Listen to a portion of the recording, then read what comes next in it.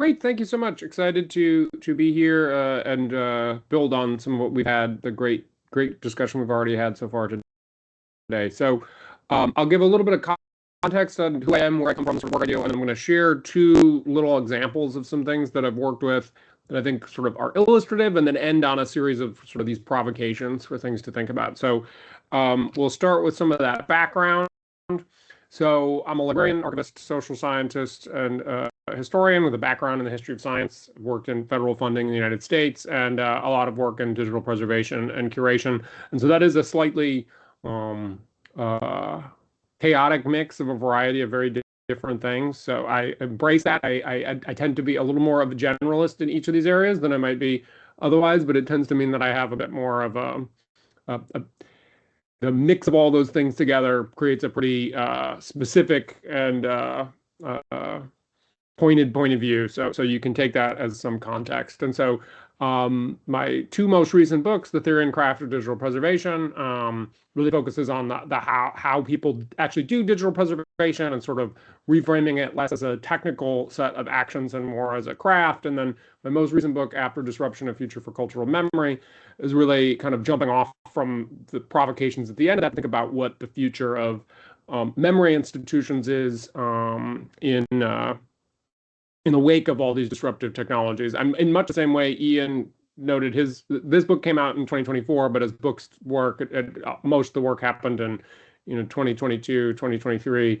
And so it did not, I think after it came out, people often thought the disruption I was talking about was something like AI, but AI was still to come. So at least in its full form. So that's a little bit of context on where I come from. I most recently, for the last 2.5 years, I have been at the American Institute of Physics, AIP, as its first chief research officer, bringing together the social science, humanities, public policy research we do with our library and archives function. And before that, I was the director of digital services at the Library of Congress and ran the National Digital um, Platform initiative at the Institute Museum and Library Services supporting digital technology transformations for libraries and archives. And so I'll give a little context on what AIP is, and it's Niels Bohr Library and Archives. So we are an international destination for research on history of the physical sciences, history of science policy. You can see various sets of folks interacting with paper and digital materials in our reading room here in College Park, Maryland.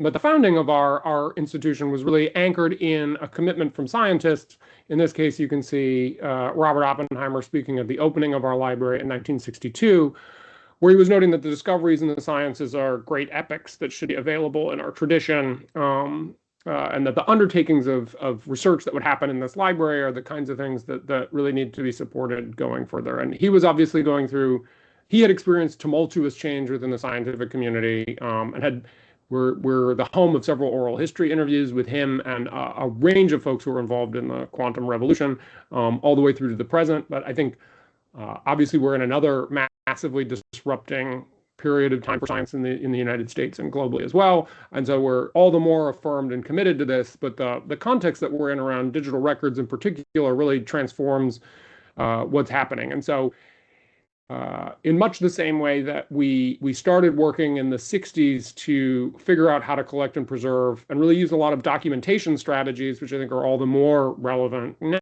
now, to be intentional about what would be collected, be in dialogue with the community of scientists around this. We're continuing to do that today. And so briefly, here's an overview of some of our collections. So 30,000 books and serials, 30,000 photographs. Nearly all of those are up online. And a lot of the photographic material has been donated to us over time. We now accept born digital photography donations as well. We have that 3,000 feet of linear archival records,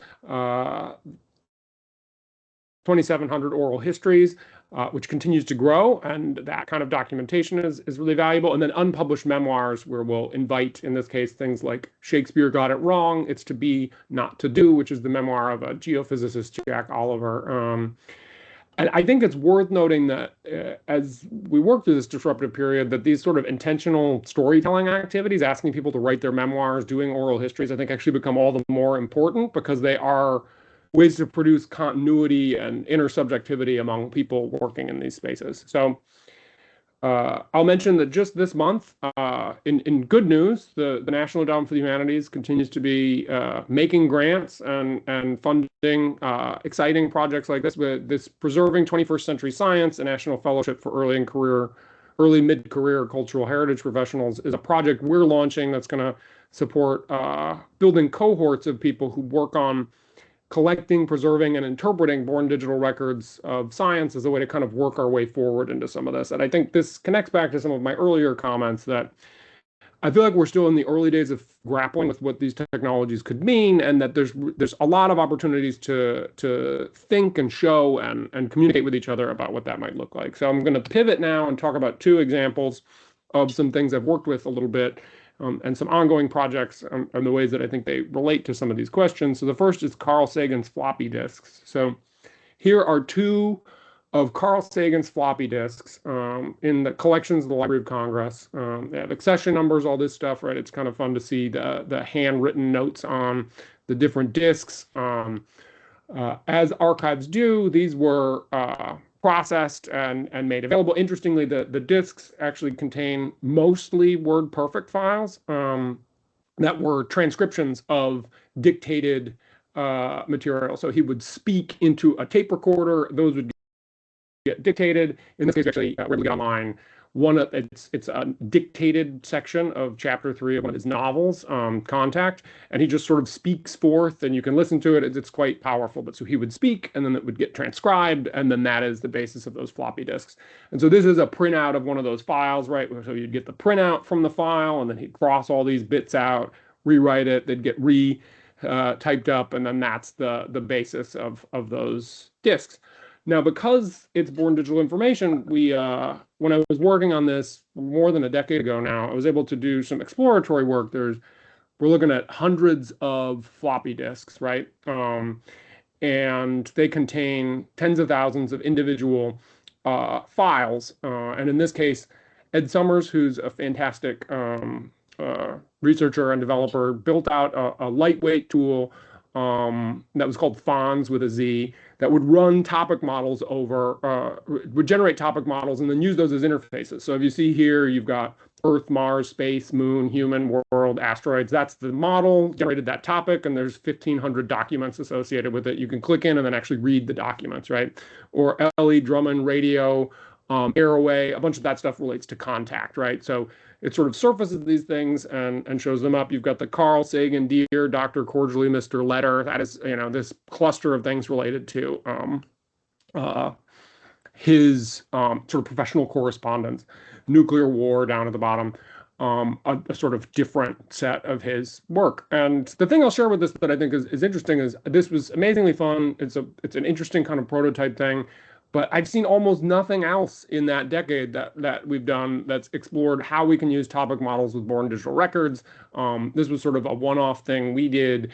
And so the sort of imaginary of what kinds of ways we could be using these tools to enable access, even for something that's been around now and is actually sort of old hat, right? This isn't LLM kind of technology, just really hasn't gotten much traction. And I think some of that relates to a broader problem about the extent to which there's demand for use of these born digital materials and sort of how we're struggling with them. So that's my first example. My second one, briefly, will be about millions of government PDFs and web archives. So Ben Lee and I wrote this paper exploring some initial ways of looking at what do we do with millions of PDFs in these government web archives. And the thing that's really fun here, if you zoom in this visual interface, he was able to visually cluster the front pages of those PDFs. And so you get these clusters where there's all the redacted documents over here, or you can clearly see there's all these maps over here.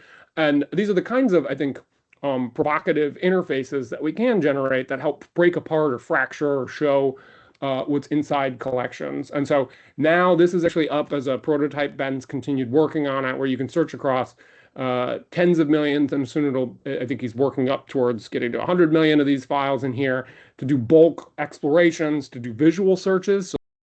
So search for pie charts or search for, cartographic materials, using all these different kinds of ways that we're really just at the beginning of thinking through. So GovScape's another fun one of these assets to explore.